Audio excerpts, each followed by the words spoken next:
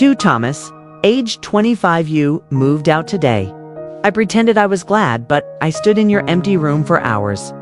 I wanted to call, but I was afraid you wouldn't answer.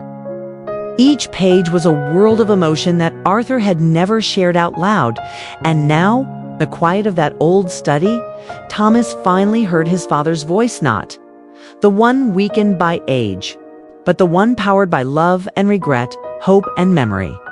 He sat down on the floor, surrounded by notebooks and tears, for the first time in years. Thomas didn't feel abandoned.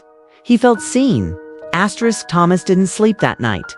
He stayed on the study floor, leafing through each notebook as if they were lifelines thrown from a drowning man he never truly understood. His father's words were raw, honest, and deeply human. They didn't try to excuse the pain, they just acknowledged it.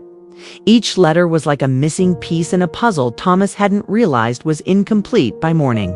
He'd read through nearly half of the notebooks. His back ached and his eyes burned, but his heart felt alive, like it was beating in a new rhythm, one that echoed Arthur's regrets, but also his quiet love.